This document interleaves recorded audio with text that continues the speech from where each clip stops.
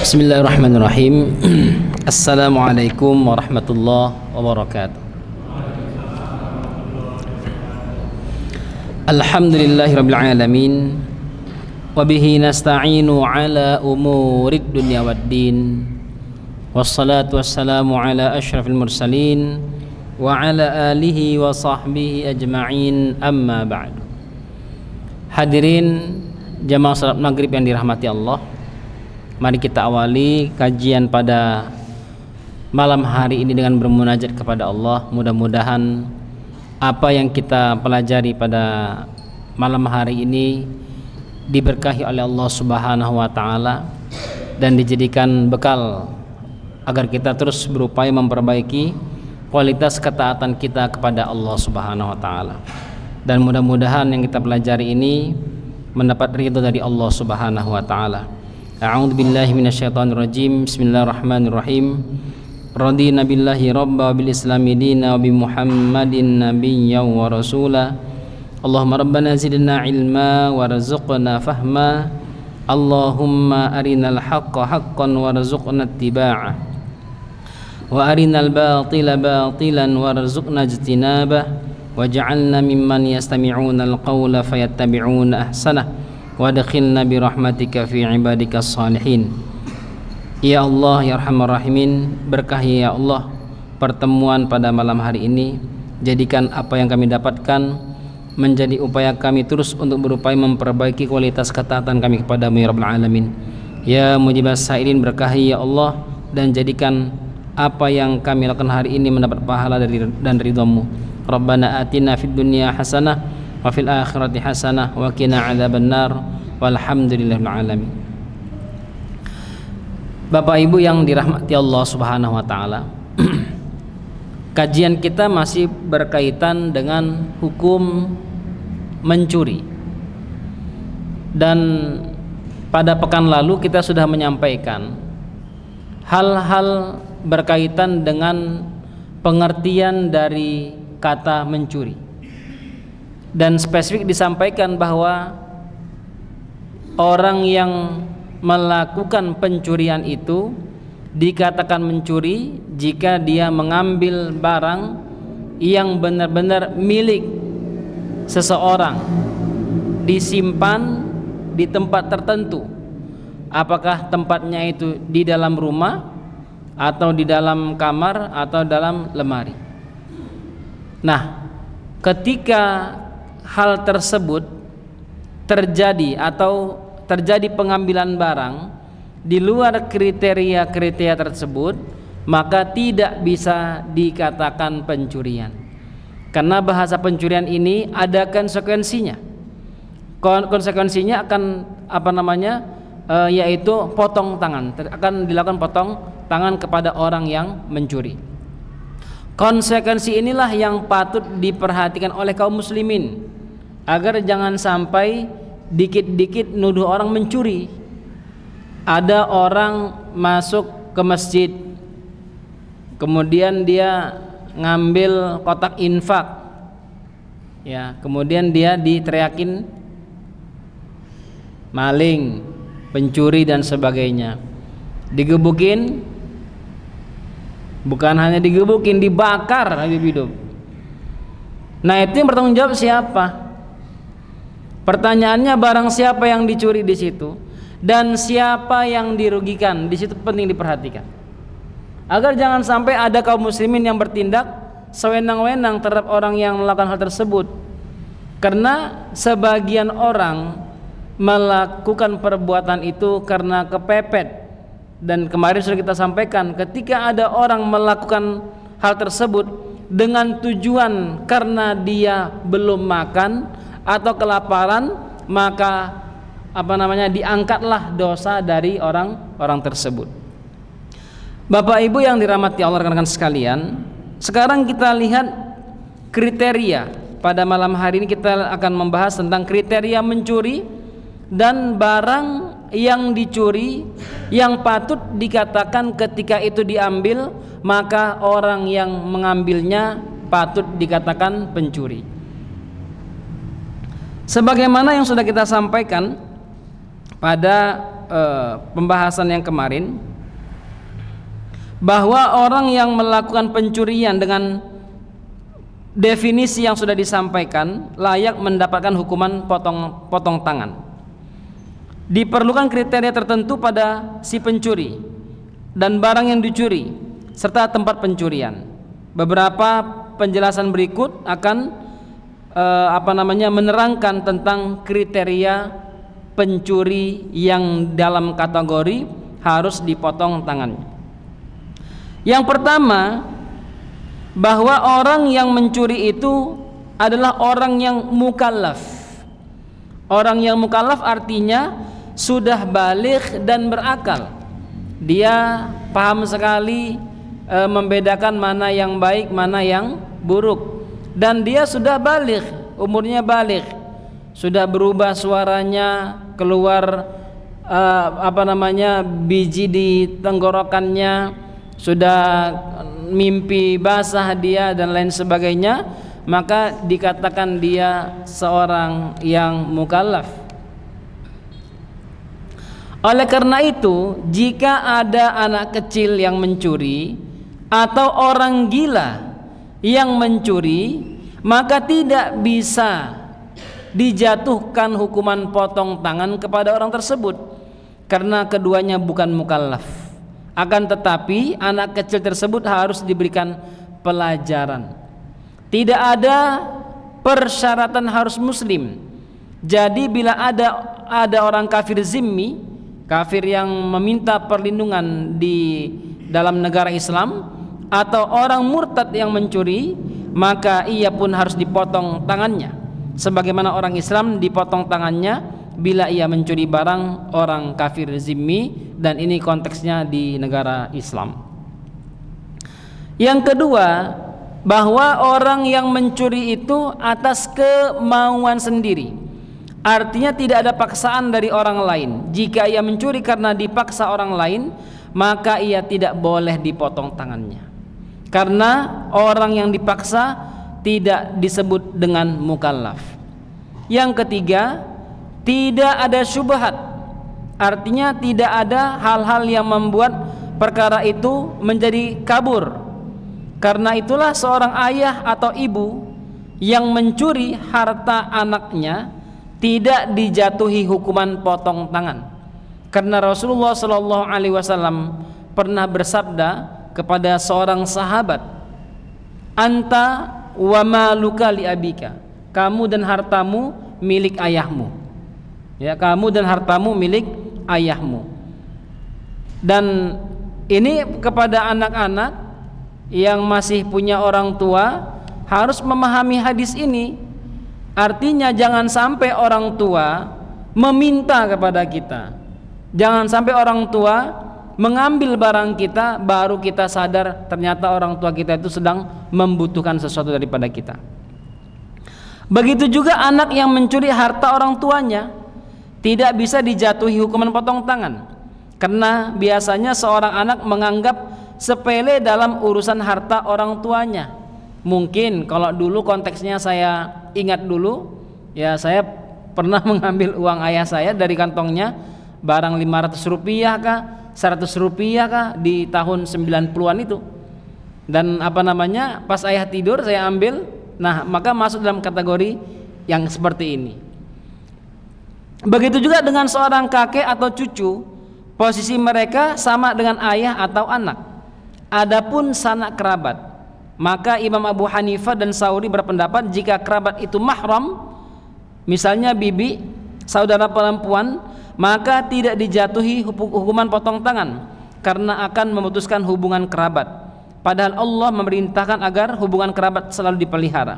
Selain itu mereka juga punya hak memasuki rumah, dan izin pemilik rumah kepada seorang memasuki rumahnya berarti sama saja ia telah membuka kunci pertama dari tempat penyimpanan hartanya. Malik, Syafi'i, Ahmad dan Ishaq berpendapat mereka tetap dijatuhi potong tangan jika mencuri, karena tidak ada dugaan bahwa mereka ikut memiliki harta tersebut. Suami yang mencuri harta istri, itu ya Bapak Ibu ya, suami yang mencuri harta istrinya, atau sebaliknya, istri yang mencuri harta suaminya, tidak dihukum potong tangan karena mereka hidup satu rumah. Jadi syarat bahwa harta tersebut harus berada di tempat penyimpanannya tidak kuat. Selain itu sangat kuat dugaan bahwa harta tersebut milik mereka berdua. Inilah pendapat yang dikemukakan Abu Hanifah, Syafi'i dari dua pendapatnya, dan Ahmad dari dua pendapatnya.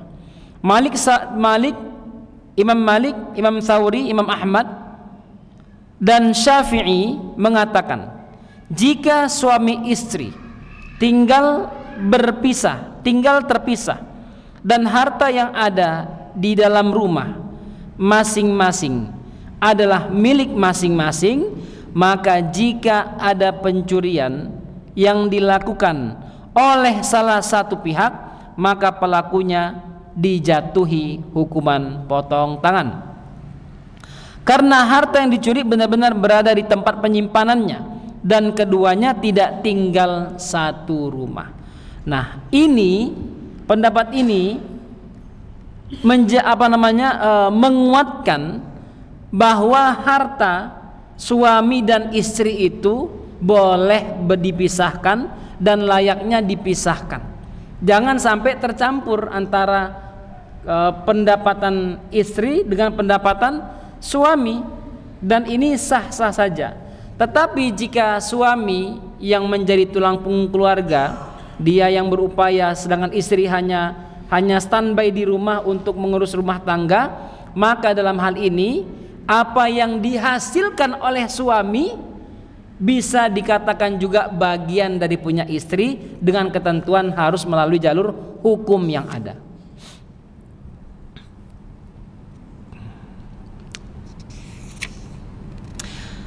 Seorang pembantu yang mencuri harta majikannya juga tidak dipotong tangan. Abdullah bin Umar meriwayatkan, ada seorang laki-laki datang kepada Umar dengan membawa pembantunya dan berkata, potonglah tangan pembantuku ini karena ia telah mencuri kaca cermin milik istriku.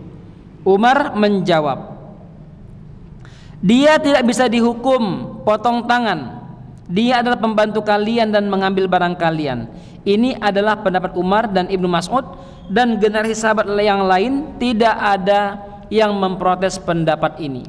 Ya, artinya jangan jangan main hakim sendiri, dan juga jangan sampai menuduh orang yang tinggal serumah dengan kita sebagai orang yang pencuri harta. Seorang muslim yang mencuri di Baitul Mal tidak dipotong tangannya, karena ada riwayat yang menyebutkan bahwa ada seorang gubernur menulis surat kepada Umar yang isinya menanyakan tentang orang yang mencuri di Baitul Mal. Umar menjawab, jangan kamu potong tangannya karena setiap orang punya hak di Baitul Mal. Mohon maaf ini Bapak Ibu. Nah, ini kalau kita kiaskan sama dengan kotak infak itu ya. Kalau kita kiaskan sama dengan kotak infak. Artinya kalaupun dia mau dihakimi, maka hakimilah yang sewajarnya, jangan berlebihan. Sya'bi juga meriwayatkan bahwa ada seorang laki-laki mencuri di Baitul Mal. Kemudian peristiwa itu disampaikan kepada Ali radhiyallahu anhu. Lalu Ali berkata, ia punya bagian di Baitul Mal, dan Ali tidak memotong tangannya. Ucapan Umar dan Ali merupakan penjelasan mengapa orang yang mencuri di Baitul Mal tidak dijatuhi hukuman potong tangan, yaitu adanya ketidakjelasan yang menghalangi ditetapkannya hukuman hudud. Ibnu Qudamah berkata, begitu juga dengan orang yang mencuri dari harta kongsinya. Harta kongsinya, saya punya usaha itu milik 5 orang. Kemudian saya tahu di mana disimpan uangnya, hasil-hasilnya. Kemudian saya pindahkan sebagiannya. Di mana ia punya saham di sana, atau mencuri dari harta ghanimah, sementara ia punya hak di sana, maka mencuri harta anaknya atau majikannya. Ini adalah pendapat jumhur ulama bahwa mereka tidak dipotong tangannya. Ibnu Majah meriwayatkan dari Ibnu Abbas radhiyallahu anhu bahwa seorang budak yang merupakan bagian dari 1/5 ghanimah mencuri dari harta 1/5 ghanimah. Ketika dilaporkan kepada Rasulullah SAW, beliau tidak memotong tangannya. Beliau bersabda, malullahi saraqa ba'duhu ba'dan, harta Allah mencuri harta Allah. Begitu juga dengan orang yang mencuri harta orang yang punya utang kepadanya. Ada seorang berinisial A, uangnya dipinjam oleh orang yang berinisial B. Sudah jatuh tenggang waktu, si B tidak mau atau tidak berkenan membayar utangnya. Lalu datang si A mengambil uang si B.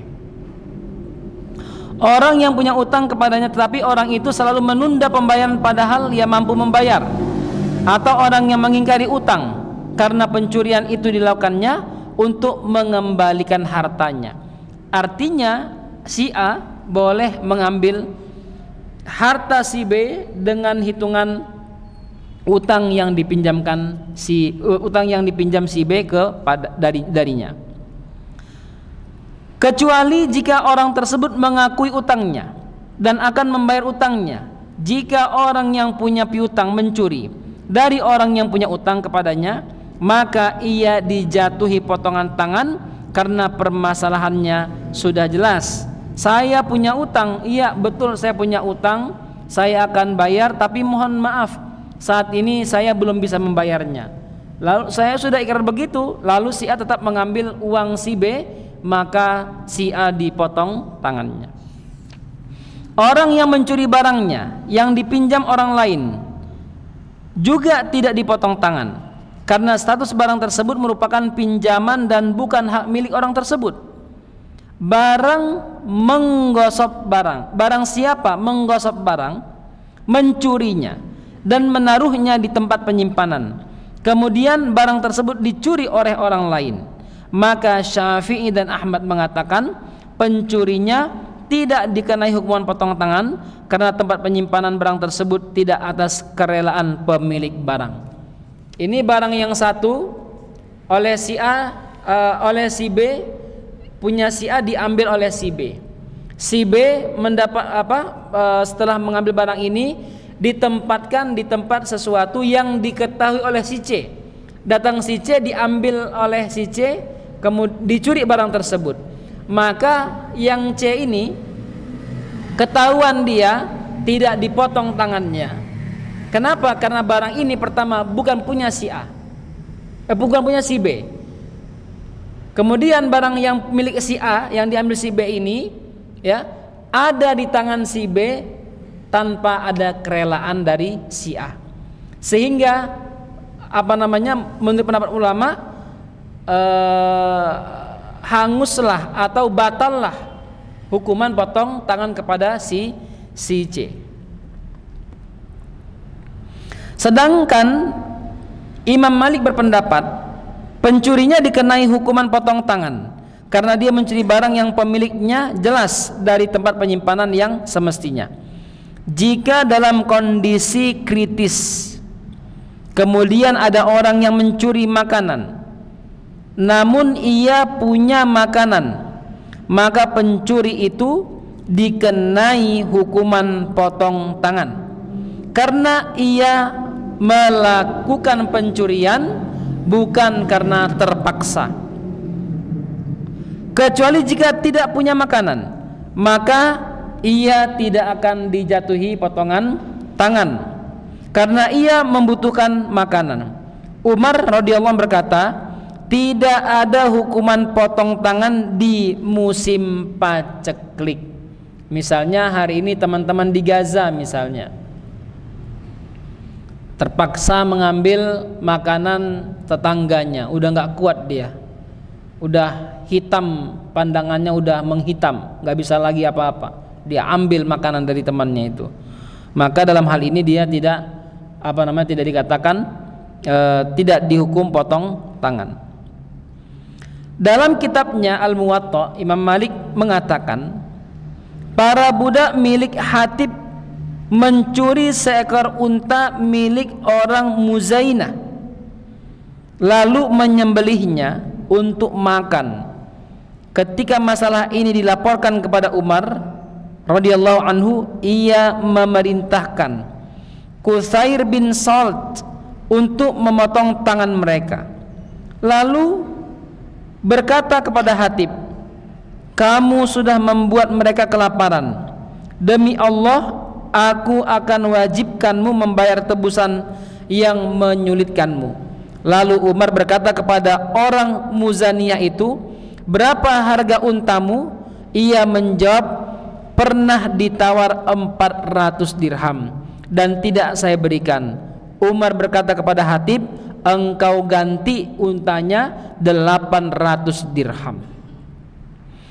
Ibnu Wahab meriwayatkan bahwa setelah Umar menyuruh Qusair memotong tangan mereka, ia mengutus seseorang untuk mendatangkan para budak itu.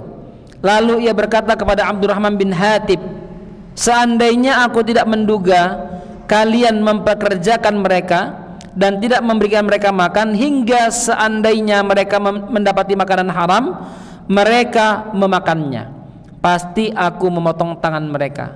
Tetapi demi Allah, karena kamu meninggalkan mereka, maka aku akan mewajibkanmu membayar tebusan yang menyulitkanmu. Akhirnya 3 orang budak itu dibebaskan oleh Umar bin Khattab radhiyallahu anhu. Bapak Ibu yang dirahmati Allah SWT, itu yang berkaitan dengan orang yang mencuri harta. Orang yang mencuri harta, artinya kalau kita terfokus kepada 3 orang tadi yang kita sampaikan, orang yang mukallaf atas kemauan sendiri dan tidak ada syubhat, maka kita hampir-hampir menduga bahwa bisa saja ada orang yang mencuri tetapi tidak mungkin dijatuhi hukuman potong tangan kepadanya, karena kriterianya begitu rigid sekali. Disinilah hari ini beberapa orang-orang Islam sampai pada tahap menolak syariat karena tidak memahami ini. Karena memahami ayat setengah-setengah, lalu mengatakan Islam itu kejam, apa-apa potong tangan, apa-apa bunuh, apa-apa rajam dan sebagainya. Tidak memahami penjelasan yang rigid seperti ini, sehingga perlulah kita untuk terus belajar memahami syariat-syariat Allah Subhanahu wa taala. Bapak Ibu yang dirahmati Allah Subhanahu wa taala, tadi mengenai kriteria orangnya. Sekarang kita lihat kriteria harta yang dicuri. Apakah ketika ada orang yang mencuri harta, semua harta itu kategorinya pasti akan membuat orang yang mengambilnya dipotong tangannya? Atau seperti apa? Apakah ada hal-hal yang memang perlu secara signifikan dijelaskan? Maka dalam hal ini kriteria harta yang dicuri dikatakan atau bisa diputuskan seorang itu dijatuhi hukuman potong tangan manakala harta yang dicuri pertama adalah barang curian tersebut bisa diuangkan, hak miliknya bisa dipindahkan dan bisa dijual. Saya ulangin, barang curian tersebut bisa diuangkan, hak miliknya bisa dipindahkan dan bisa dijual. Dengan demikian, orang yang mencuri khamar atau babi tidak dijatuhi potong tangan meskipun pemiliknya adalah ahlul zimmah. Maka Allah mengharamkan kepemilikan khamar dan babi dan mengharamkan pemanfaatan keduanya bagi orang muslim dan orang ahlul zimmah. Mohon maaf Bapak Ibu, membaca ini saya teringat 2 pekan lalu ada bapak-bapak yang bertanya mengenai penggunaan pemanfaatan bulu babi.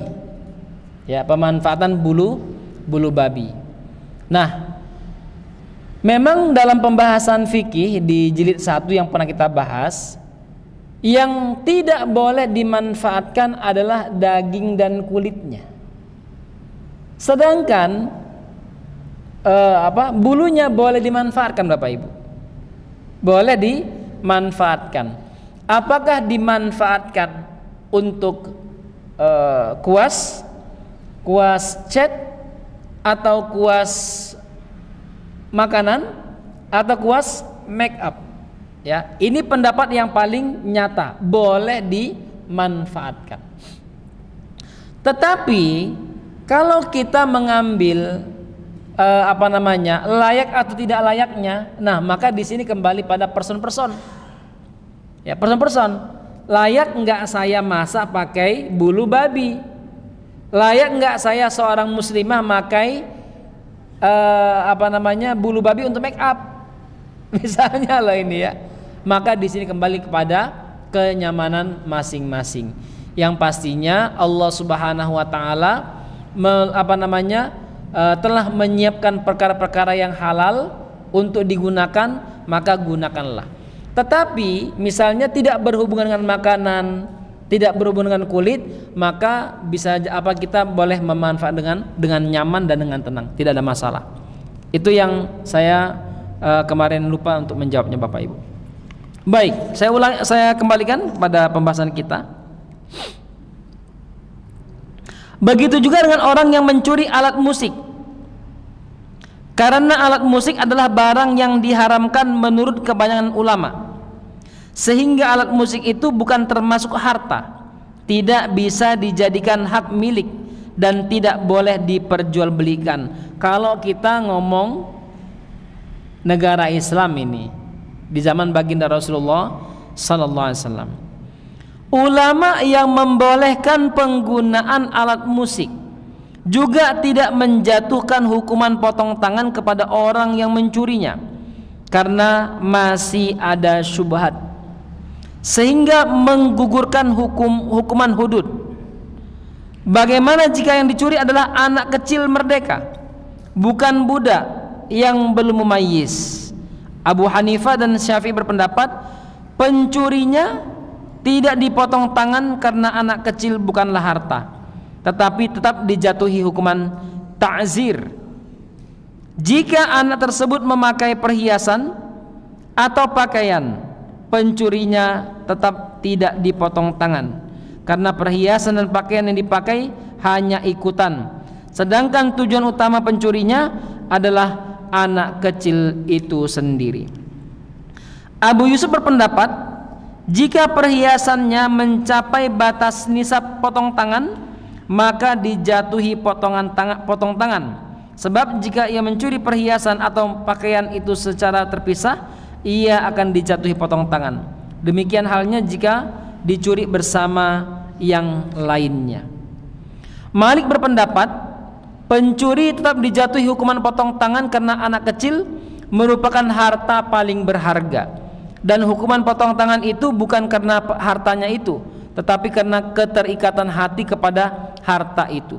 Dan keterikatan hati kepada anak kecil merdeka lebih besar daripada kepada anak kecil berstatus budak. Orang yang mencuri budak kecil, ini konteksnya jika ada budak.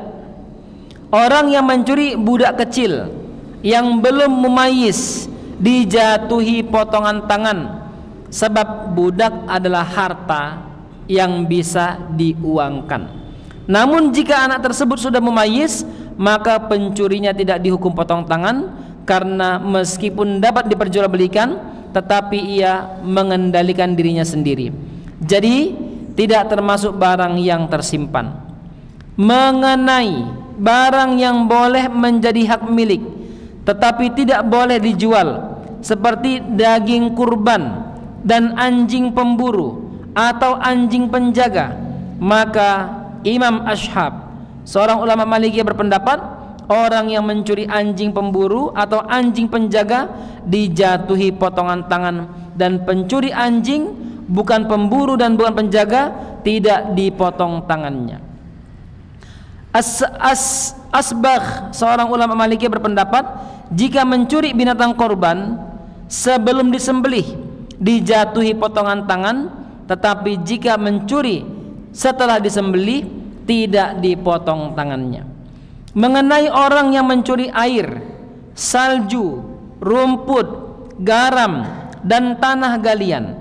Pengarang kitab Al-Mughni mengatakan orang yang mencuri rumput atau garam menurut Abu Bakar tidak dipotong tangan karena keduanya termasuk milik umum seperti halnya air. Sedangkan Abu Ishaq bin Syaqila berpendapat dijatuhi hukuman potong tangan karena barang-barang itu biasanya bisa diuangkan. Qadi Iyad berpendapat salju seperti air karena salju itu air yang mengeras yang lebih mirip lagi dengan garam karena biasanya berubah. Salju dan garam terbentuk dari air.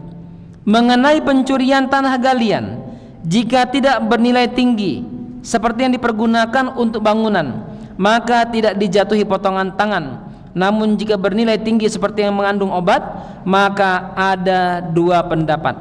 Yang pertama, tidak ada hukuman potong tangan atas pencurinya karena tidak diuangkan. Yang kedua, pencurinya dipotong tangan karena bisa diuangkan, bahkan termasuk komoditas perdagangan internasional.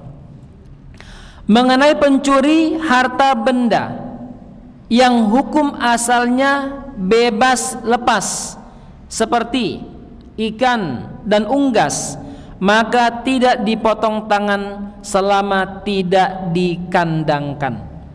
Namun jika dikandangkan, ada perbedaan pendapat di kalangan ulama. Para ulama Malikiyah, Syafi'iyah berpendapat bahwa pencurinya dipotong tangan karena mencuri harta yang bisa diuangkan dari tempat penyimpanannya. Sementara itu para ulama Hanafiyah dan Hanabilah berpendapat tidak ada potong tangan karena Rasulullah sallallahu alaihi wasallam bersabda, as-saidu liman akhadhahu, buruan itu milik pemburunya. Dan hadis ini memunculkan keraguan pada kepemilikan hewan-hewan itu, maka hukuman hudud harus dihindarkan.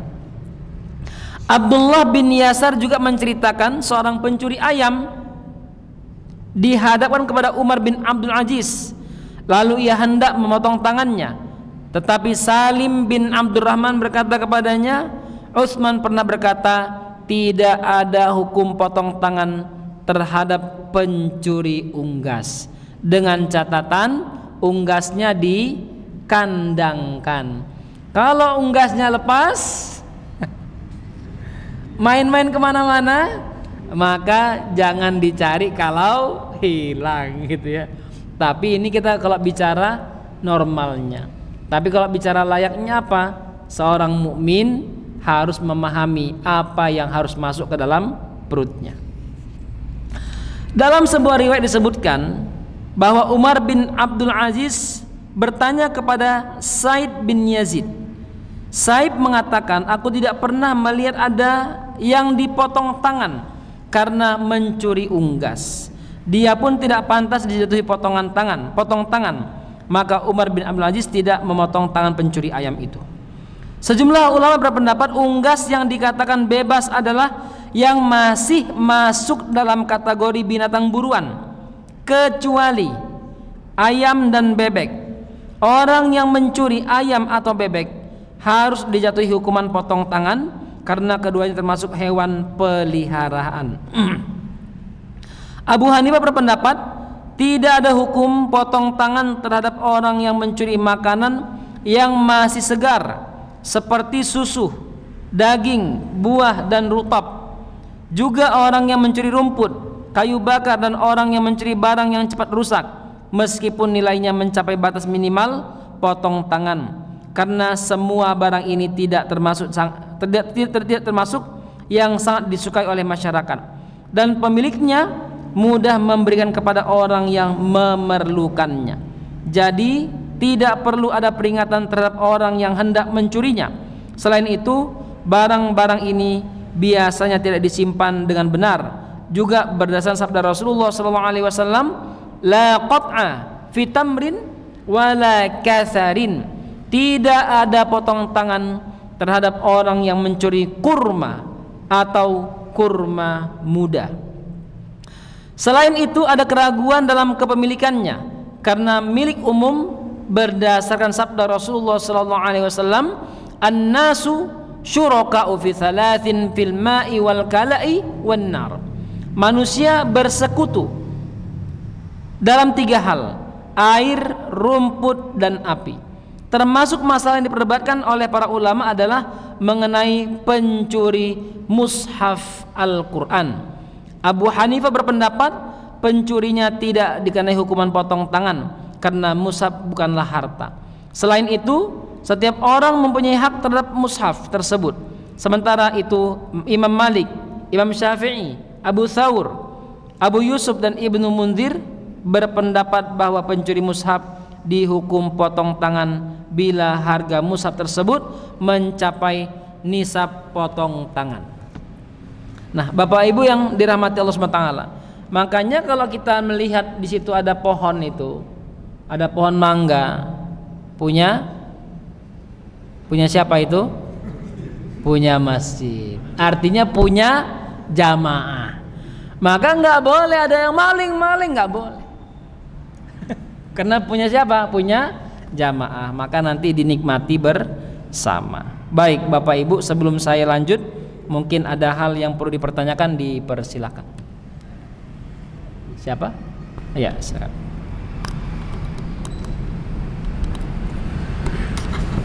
Assalamualaikum warahmatullahi wabarakatuh. Waalaikumsalam warahmatullahi wabarakatuh. Masalah babi tadi, Pak, yang tidak boleh dimanfaatkan kan daging sama kulitnya. Kalau DNA-nya itu haram atau tidak? DNA-nya? Iya, karena obat-obat itu kan banyak Pak mengandung DNA babi. Misalnya vaksin meningitis itu ada DNA babi. Terus masalah pencuri, kalau zaman Rasulullah maupun kekhalifahan itu pernah dilaksanakan enggak potong tangan itu? Kalau potong tangan itu satu atau dua-duanya? Kalau dua-duanya kan nanti malah mensusahkan yang dipotong, nggak bisa kerja gitu loh. Dan terima kasih. Assalamualaikum warahmatullahi wabarakatuh.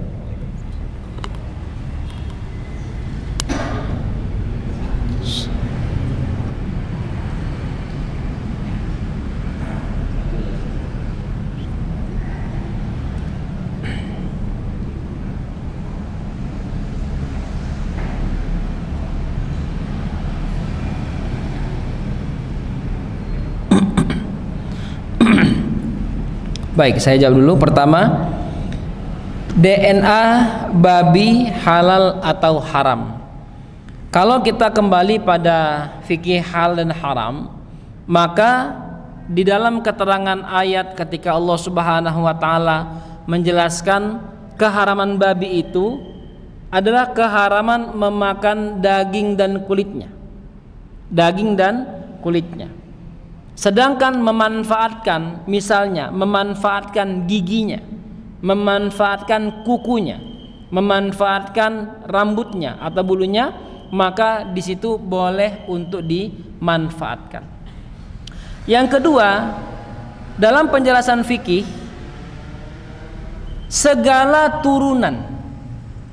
turunan yang dihasilkan dari daging atau darah babi, maka hukumnya adalah haram. Maka tidak boleh menggunakan apapun dari babi tersebut. Ini yang kedua.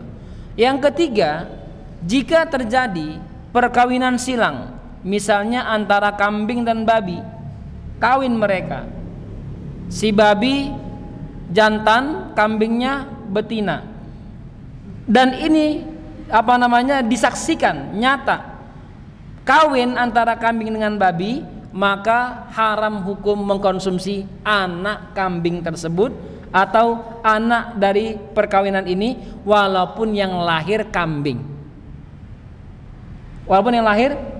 Kenapa? Karena buahnya dari siapa? Dari babi tersebut. Sehingga dalam hal ini, ketika para ulama MUI diminta pendapatnya, tidak pernah ulama MUI menghalalkan apapun dari vaksin tersebut, satu pun tidak dihalalkan. Silakan cek fatwa MUI manapun, tidak ada yang menghalalkan vaksin tersebut. Tetapi MUI mengeluarkan fatwa untuk melakukan vaksin karena sangat dibutuhkan atau dalam keadaan darurat. Tidak dibahas itu zatnya oleh MUI, tidak dibahas zatnya. Kenapa? Karena zatnya nyata, haram zatnya itu.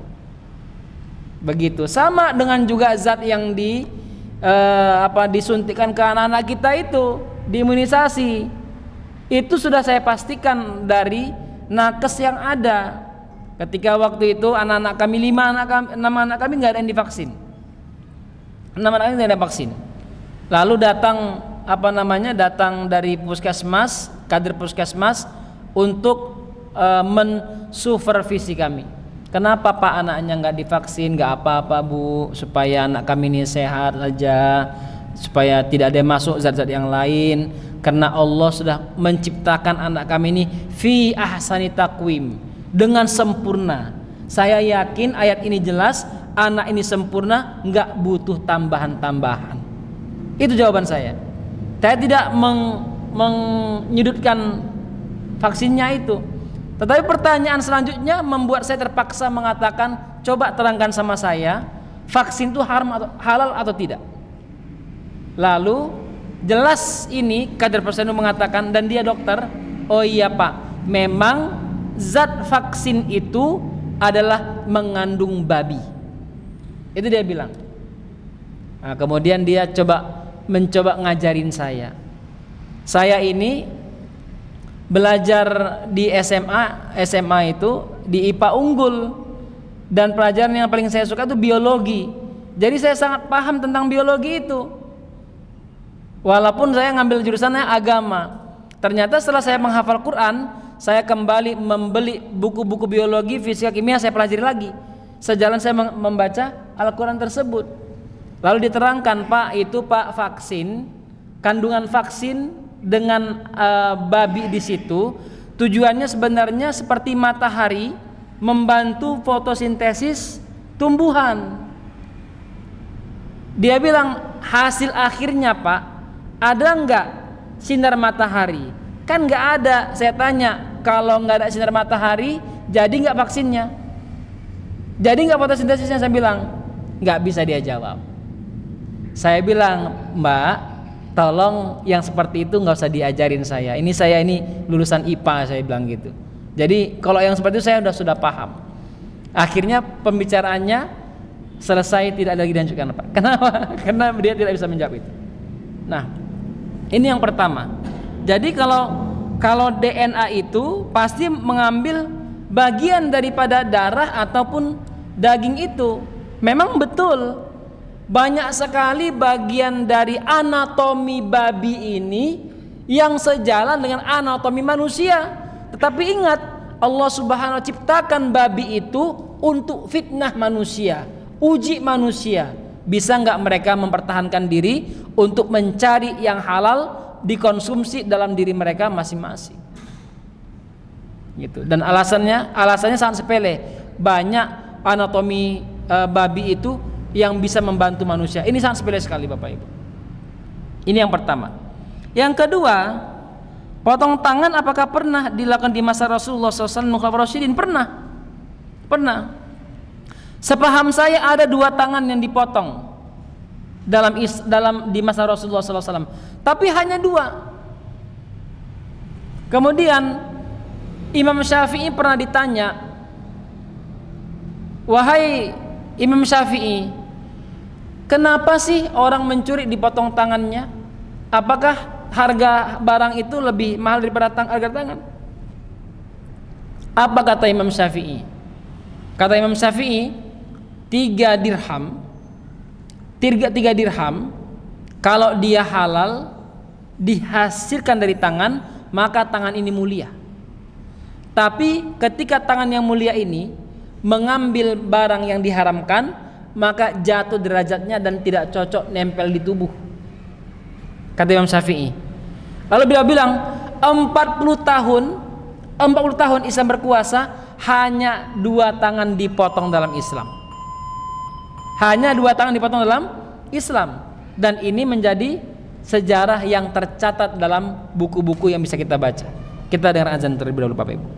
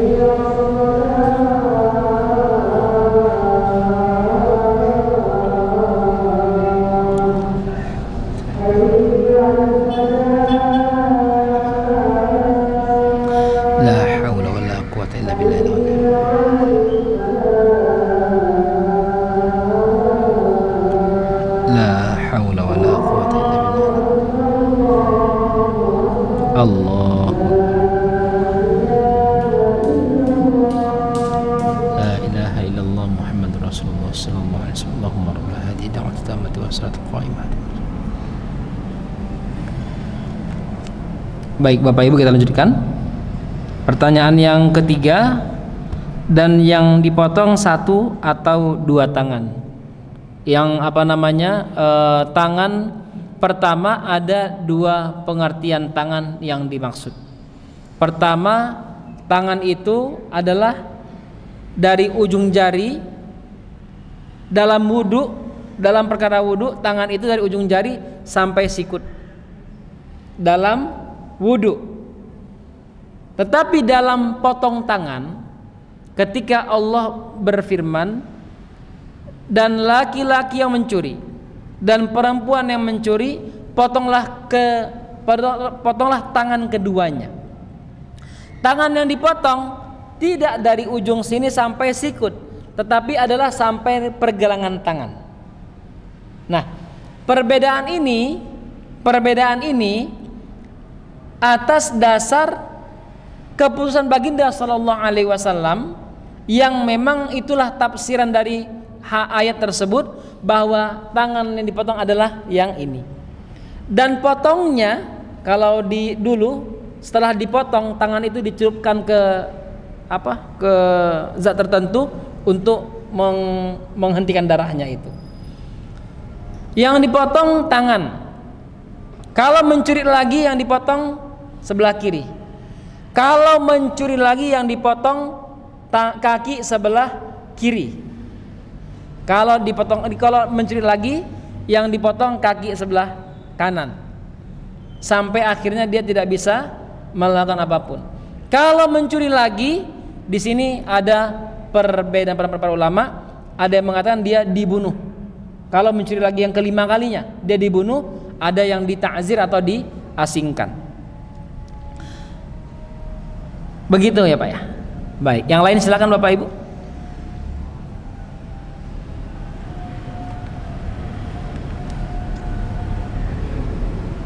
Ada lagi? Baik. Yang kedua, syarat harta yang kedua adalah, syarat kedua untuk barang yang dicuri hendaklah mencapai nisab potong tangan. Jadi ada ukurannya, ada jumlahnya. Harus ada batas minimalnya. Jika seorang kehilangan barang tersebut, merasa kehilangan, karena jika tidak begitu berharga, biasanya dimaafkan. Saya ulangin, harus ada batas minimalnya. Jika seseorang kehilangan barang tersebut, merasa kehilangan, karena jika tidak begitu berharga, biasanya dimaafkan. Barang tersebut diambil dari orang lain, ini saya penting banget, kalau nggak ada ini aduh sulit hidup saya, maka disitulah takarannya. Tapi kan disampaikan nanti seperti apa. Karena itulah para ulama tidak mewajibkan potong tangan atas pencurian barang yang sepele. Akan tetapi para ulama berbeda pendapat mengenai ukuran nisab ini. Jumhur ulama berpendapat bahwa nisabnya adalah 1/4 dinar emas. 1/4 dinar emas. 1 dinar emas sama dengan 4,25 gram emas. 1 dinar sama dengan 4,25 gram emas. Ini kita bicara dinar emas, bukan dinar kertas atau dinar logam, beda harganya. Ya, di Libya, Tunisia, Jazair, Yordania, Kuwait itu pakai dinar. 1 dinarnya $3 Kuwait. Tetapi kalau dikasih $3 1 dinar itu dibandingkan dengan 1 gram emas yang nggak ada apa-apanya, maka kita bicara di sini adalah dirham emas, dinar emas, bukan dinar yang lain. Atau 3 dirham perak.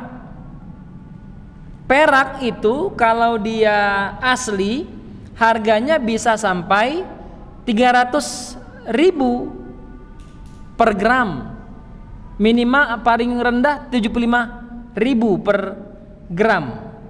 Nah, dikalikan 3, maka sudah masuk dalam kategori minimal. Atau yang senilai itu, karena jumlahnya inilah taksiran kebutuhan sehari-hari. Artinya kalau ada orang mengambil uang dengan harga atau jumlah seperti itu 1/4 dinar, maka dia sudah dikatakan mencuri. Juga ada riwayat dari Aisyah bahwa Rasulullah SAW menjatuhkan potong tangan terhadap pencuri 1/4 dinar ke atas. Sebuah hadis marfu berbunyi, la tuqta'u yadus sariqi illa fi rubu'i dinarin fasa'idan. Tangan pencuri tidak dipotong kecuali bila ia mencuri 1/4 dinar ke atas. Hadis riwayat Ahmad, Muslim, dan Ibnu Majah. Mungkin itu dulu Bapak Ibu untuk materi pada malam hari ini. Semoga bisa mencerahkan kita, dan mari kita sempurnakan pertemuan malam hari ini dengan sama-sama membaca alhamdulillah dan doa kafaratul majlis. Alhamdulillahalamin, subhanakallahumma bihamdika asyhadu an la ilaha illa anta astaghfiruka wa atubu ilaik. Wassalamualaikum warahmatullahi wabarakatuh.